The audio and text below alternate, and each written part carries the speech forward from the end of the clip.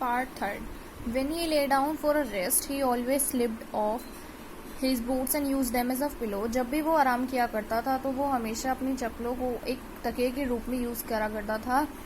उसके जो पैर थे वो उसमें बहुत ही ज़्यादा स्मेली थी, बहुत ही बुरी बदबू आती थी उसके पैरों में से। तो जो घाटी में जो भी लोग रहते थे वो अपने अपने घरों के अंदर चले जाते थे और अब तो वो बस यही प्रार्थना करते थे कि वो कैसे भी करके वो टाइसन यहाँ से चला जाए। फिर वो आपस में बात करते हैं और ऐसा मानते हैं कि उन्होंने बहुत बड़ी गलती की फोग को एक नॉर्मल साइज में लाने की। अगर वो बड़ा होता तो टाइसन वहाँ आ ही नहीं पाता। और वो कहते हैं कि अब हमने अपना लेसन सीख लिया है, तो वो कहते हैं कि चलो हम फोग को दोबारा से वैसा की वैसा बना देते हैं। फिर वो दोबारा से उस जादूगर के पास जाते हैं और बोलते हैं कि अपने मंत्रों से इसको दोबारा से बड़ा कर दो।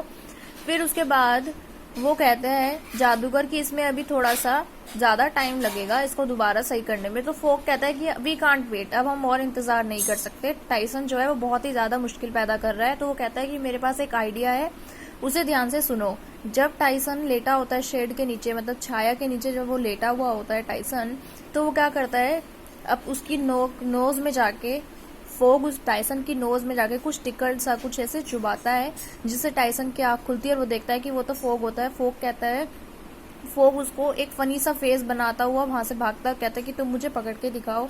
जैसे टाइसन अपने उस बड़े से हाथ से उसे पकड़ने जाता है तो लेफ्ट में उसके एक घोड़ा होता है, वो उस पर चढ़ जाता है फोग और वो पहाड़ों की तरफ भागना शुरू कर देता है। वो जब बड़ा होता है, फोग जब जाइंट हुआ करता था तब वो एक केव देखता था वहां पे।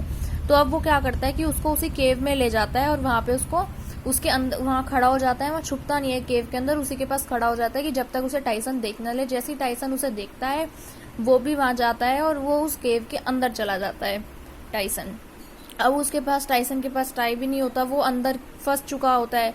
और उसके बाद अब टाइसन और देर तक नहीं रहता। जैसे ही वो जादूगर मंत्र पढ़ता है वो फोग दोबारा से बड़ा हो जाता है और टाइसन जो होता है वो कहता है कि अब मैं यहाँ से चला जाऊंगा।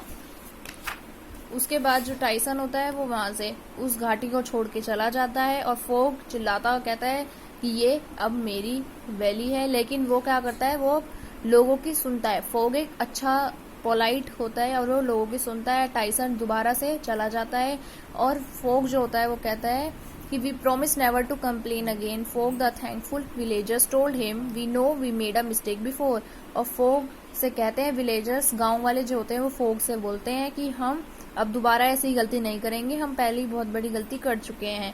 मोर like a giant one someone joked and everyone laughed though fog to care not to laugh too loudly. और सभी हंसते हैं। तो फोग जो होता है वो भी हंसता है, लेकिन वो ध्यान रखता है कि वो ज्यादा तेज ना हंसे जिससे लोगों को परेशानी ना हो।